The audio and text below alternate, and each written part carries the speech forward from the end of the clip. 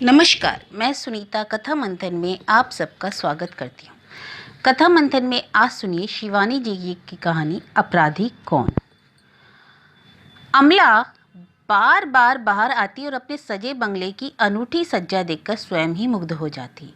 रंगीन नीली मध्यम रोशनी के लट्टू पेड़ की हर पत्ती पर जुगनू बने चमक रहे थे। शामियाने की रंगीन छांव में कई सोफे और कुर्सियां मंडलाकार घेरे में रखवाते श्याम बिहारी एक साथ कई सारे निर्देश देते किसी कुशल बैंड मास्टर की भांति हवा में दोनों हाथ उठा उठाकर गिरा रहे थे।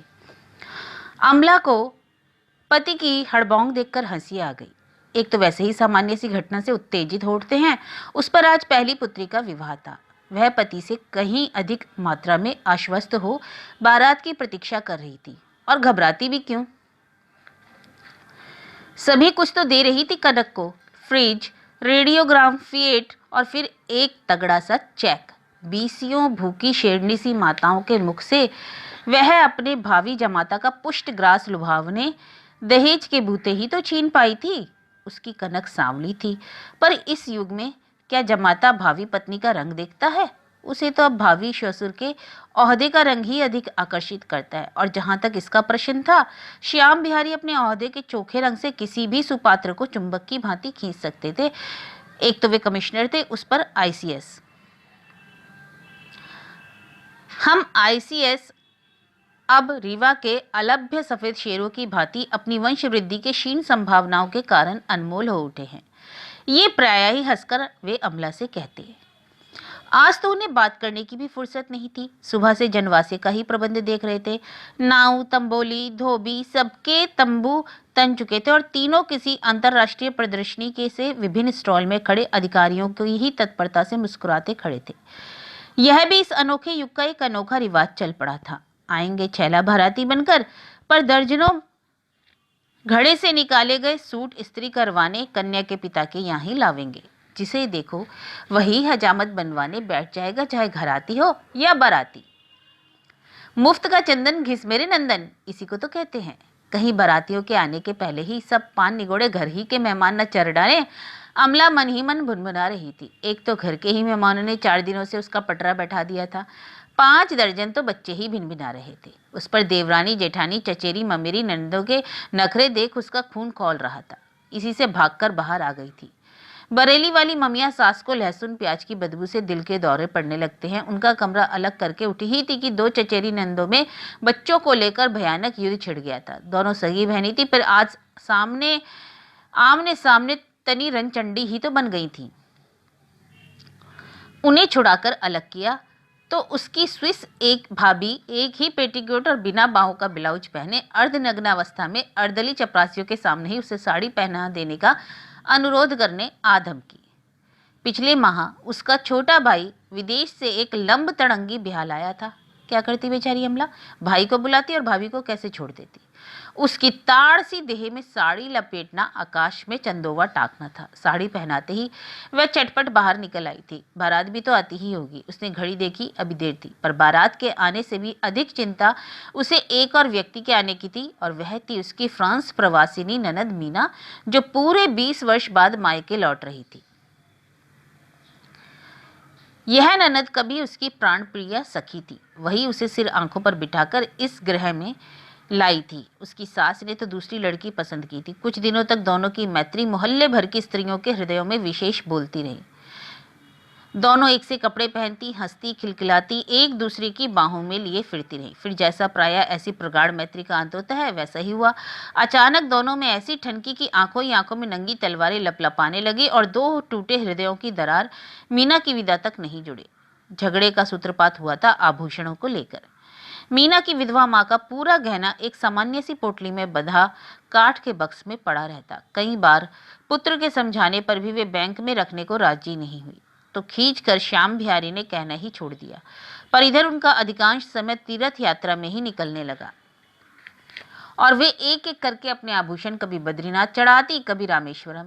एक दिन अमला और मीना ने मंत्रणा की, जैसे भी हो अम्मा के इस धार्मिक औदार्य को सैलाब को बांधना ही पड़ेगा। अम्मा जी, अब मीना की सगाई हो गई है, आप ऐसे गहने मत लुटाइए, अमला ने एक दिन सास को टोका।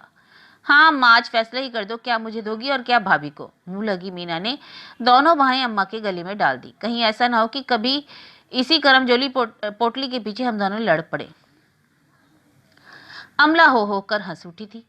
तब तक दोनों ननद भाभी अटूट मैत्री के इस रस सागर में आकंठ डूबी थी। इसी से कलह की काल्पनिक संभावनाओं का प्रसंग भी हास्यास्पद लग उठा था। ला ला मरी निकाल ला पोटी, आज ही बाट बूट कर झगड़ा निपटा दूं। अम्मा ने चाबी का गुच्छा हंसकर पटक दिया था और मीना चटपट पोटली निकाल लाई। उफ, कैसे कैसे भारी गहने थे। टोंक, मगर, अनंत, जयपुरी झूमर, रामपुरी मछलियां, चंद्रहार, बेसर और कुंदन की पहुंची।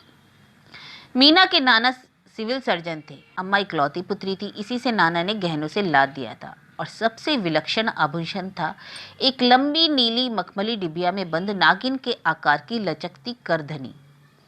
उसकी जालीदार नक्काशी पहले भी कई बार ननद भाभी को झुमा चुकी थी, पर तब ईर्ष्या का सर्प फन फैलाकर दोनों में से एक को भी डसने नहीं दौड़ा था। आज दोनों के कलेजे एक साथ धड़क उठे। पता नहीं अम्मा करधनी किसे देंगी। मीना सोच रही थी, मैं तो अम्मा की इकलौती बिटिया हूँ, करधनी मुझे ही देगी। अमला सोच रही थी, कितने अरमानों की बहू हूं मैं, करधनी होना हो मेरे ही हिस्से आएगी। अम्मा की ख्याली हंडिया में उधर उबाल पर उबाल आ रहे थे। सब गहना मन ही मन बांट चुकी थी, पर दोनों की तृष्णा के प्राण उनकी करधनी पर ही अटके थे। वे जान गई थी, बेटी तो पराया धन है, कल परसों ब्याह होगा तो पराई हो जाएगी। जिंदगी तो उसे बहू के साथ ही काटनी थी। फिर करधनी भी साधारण नहीं थी। एक चीर रुग्ण जड़िया को मीना के नाना ने उसका खोया पौरुष लौटा दिया था। अपनी मूक कृतज्ञता को उसी अनूठी करधनी की कारीगरी में वह सदा के लिए अमर कर गया था। कैसी लपलपाती जीभ थी नागिन की। आंखों में जगमगाती दो हीरो की कनियां जड़ी थी। उस पर चमत्कारी करधनी का एक और आकर्षण था। एक पेंच घुमाते ही वह अपनी केचुली छोड़ देती, जो क्षण भर में सिमटकर बाईं और चाबी का गुच्छा बनकर लटक जाती थी। अम्मा कहा करती थी, जब करधनी बनकर आई तो उसे देखने लाट साहब की मेम भी आई थी। फिर करधनी आज किस भाग्यशालिनी को मिलेगी। अम्मा ने एक एक कर गहनों की दो ढेरियां बना दी। टोक, बेसर, चंद्रहार अमला को, कंकण, झूमर, सतलड़ी मीना की। राजस्थानी बोरला अटर बटर आया अमला की ढेरी में। कुंदन की चंपाकली, उड़ीसा की कटकी, सोने की कंघी मीना की। दोनों ढेरियां ऐसी न्यायपूर्ण सूझबूझ का प्रतीक थी कि किसी में भी गड़बड़ का प्रश्न ही नहीं उठता था। अकेली करधनी बच गई। मीना अचानक मचल गई, अम्मा, चाहे हमारी ढेरी के एक दो तीन गहने भाभी की ढेरी में डाल दो, पर हम तो करधनी ही लेंगे। उसने करधनी सचमुच उठा ली। सास ने बहू की गंभीर मुखमुद्रा देखी तो बड़े चातुर्य से बिगड़ी स्थिति संभाल ली। अच्छा अच्छा, देखा जाएगा। अभी तो तू दोनों पोटलियां बक्से में डाल दे। करधनी अलग रख दी है, मैंने पुर्जी डाल दी है। क्यों, है ना बहू? पर अम्मा की पुर्जी के पहले ही नियति की पुर्जी पड़ गई। मीना के विवाह की तिथि निश्चित हुई तो गहने झलवाने सुनार बुलवाया गया। दोनों पोटलियों के गहने तो ज्यों के त्यों धरे थे। अकेली करधनी ही नहीं थी। अम्मा तो पागल ही सी हो गई। एक तो शुभ कार्य के पहले सोना खो गया था, महा अपशकुन, उस पर उनका सबसे प्रिय आभूषण। अम्मा ऐसा फूट फूट कर तो बाबूजी की मृत्यु पर भी ना रोई थी, पर यह हुआ कैसे? चाबी तो निरंतर उन्हीं के पास रहती थी। कभी कभी बहू मांग लेती और कभी बिटिया। शीशम का वह बक्सा उन्हीं के कमरे में धरा रहता और वे दिन रात उसी कोठरी में खजाने पर बैठे सर्प की भांति कुंडली मारे बैठी रहती। भोली अम्मा भागती भागती भृगु संहिता के पंडित जी के पास भी गई थी। कोई वस्तु का चोर घर ही में है, पर मिलेगा 20 साल में। भाड़ में जाए करधनी। मीना ने आंसू टपकाए। 20 वर्ष तक क्या उसकी कमर ऐसी ही लचीली रह जाएगी? क्या करेगी करधनी का जब कमर ही नहीं रहेगी? फिर बेचारी रिक्त कमर लेकर ही ससुराल चली गई। ससुर फ्रांस में इत्र के प्रसिद्ध व्यवसायी थे। पति के साथ मीना ने स्वदेश त्याग दिया। धीरे धीरे वह माँ, भाई, भाभी सबको भूल गई। नहीं भूली तो सिर्फ वही करधनी। इतना वह खूब समझती थी कि चतुरा नटिनी सी भाभी की फुर्तुली उंगलियों ने ही भोली अम्मा की चाबी तिड़ी कर रात ही रात में करधनी गायब कर दी थी।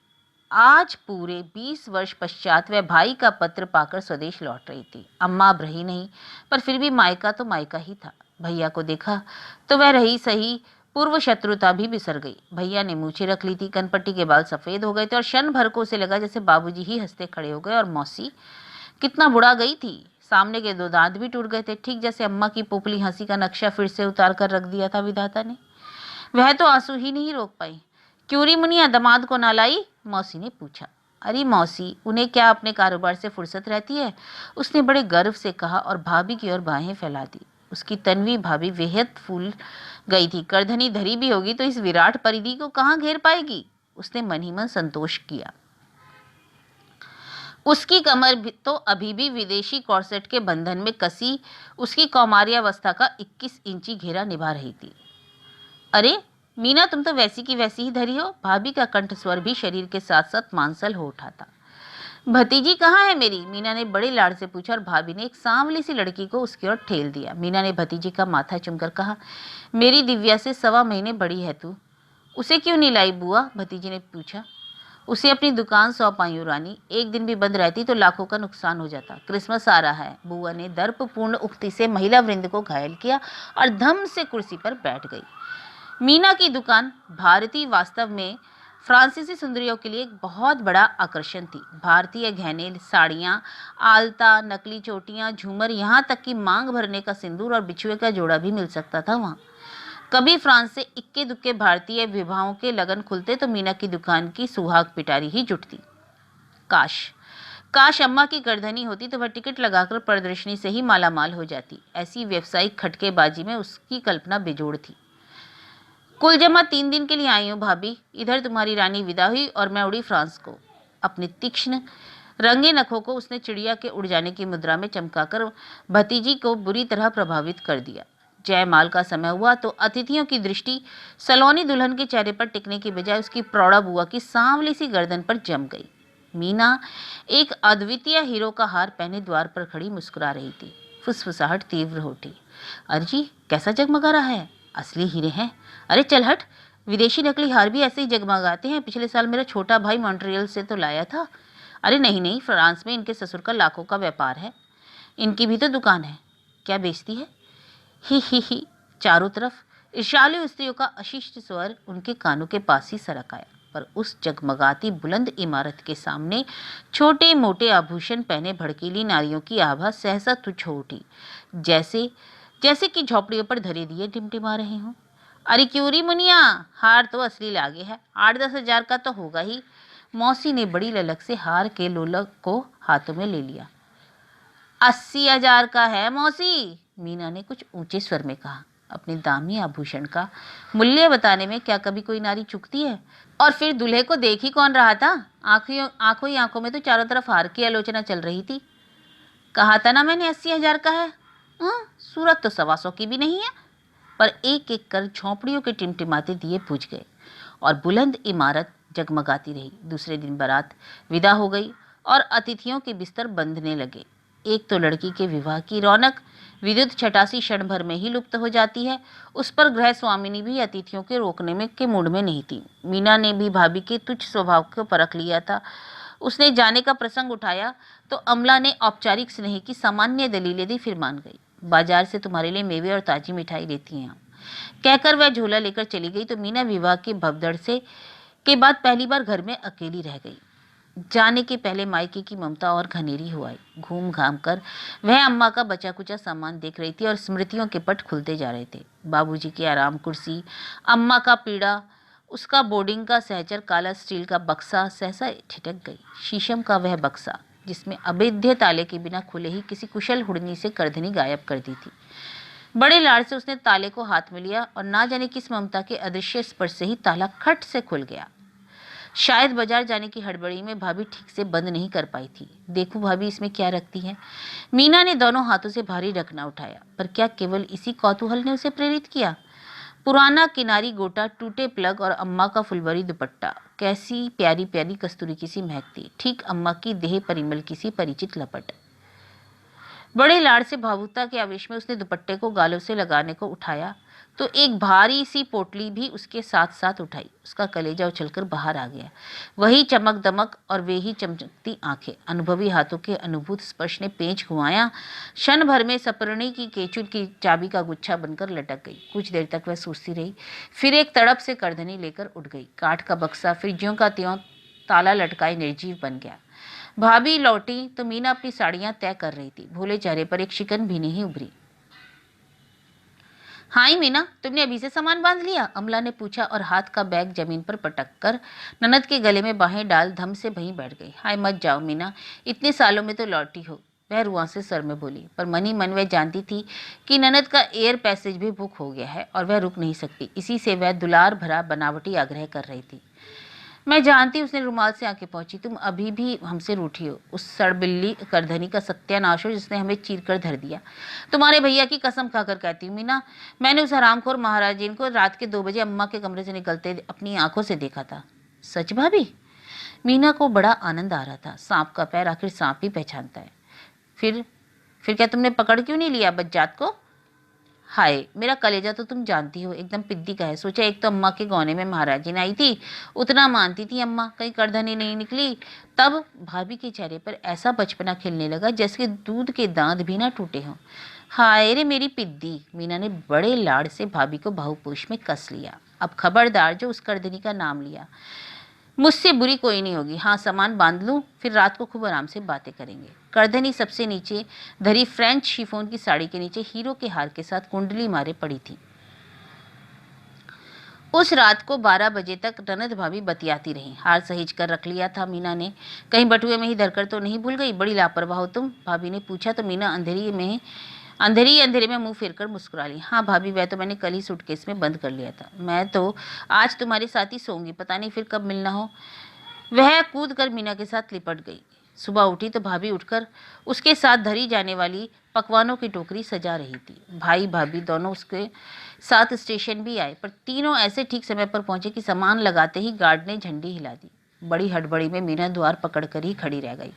अपने वातानुकूलित डिब्बे में वह अकेली थी। दामी चीज लेकर सफर कर रही है मीना, सूटकेस को सिराने धर लेना। भाभी उसके पास ही आकर फुसफुसाई तो मीना का चित्त पश्चाताप से खिन्न हो गया। कितनी नीच थी वह। 20 वर्ष पहले भाभी ने उसकी गर्दन पर छुरी फेरी थी, आज वह उसी जघन्य अपराध को दोहरा रही थी। अब तो उसके जी में आ रहा था वह करधनी निकालकर भैया भाभी के चरणों में लौट अपना अपराध स्वीकार कर ले। विदा की वेला पुनः अम्लान हो उठेगी। पर गाड़ी स्टेशन छोड़ रही थी। किसी भी भावुकता के लिए अब समय नहीं था। भाई और भाभी की आंखें गीली हो आई थी। अमला बुरी तरह नाक झिझोड़ती सिसक रही थी। मीना भी अब अपने को रोक नहीं सकी और बच्चों की भांति सुबह उठी। 1 घंटे बाद तूफान धड़धड़ाती पटरियों का कलेजा रौंदती चली जा रही थी और मीना दोनों हाथों से माथा पकड़े शून्य दृष्टि से अपने चारों ओर बिखरे साड़ियों के अंबार को अविश्वास से देख रही थी। वह बार बार एक एक साड़ी को झटक रही थी। यही क्रम वह पिछले 1 घंटे में 20 बार दोहरा चुकी थी। नहीं, कहीं नहीं थी, आखिर सुई तो थी नहीं। रात भर भाभी उससे गले भाइयों में गिरकर सोई थी। चाबी का गुच्छा पार करने में उन अद्वितीय उंगलियों ने फिर अपनी प्रतिभा का प्रदर्शन कर दिया। करधनी तो गई ही, साथ ही में उसका हीरो का हार भी ले गई। अब वह अतुल को क्या मुंह दिखलाएगी? जल्दी जल्दी में बीमा भी तो नहीं करा पाई थी। फिर मायके में गहने की चोरी का क्या कुछ कम लज्जास्पद घटना है? अब क्या करे? क्या फिर मायके लौट जाए? क्या कहेगी भाभी से? यही ना कि भाभी तुमने मेरे हीरे का हार चुरा लिया। पर भाभी तो पलटकर जीवा का घातक प्रहार सिद्ध कर सकती थी कि मीना तुम क्या मेरी करधनी चुरा कर नहीं भागी? उसके हीरे के हार का केवल लुलक ही बेचने पर भाभी के पूरे खानदान की बेटियां बिहाई जा सकती थी। हाय, कितने छोटे अपराध की कितनी बड़ी सजा दे गई भाभी।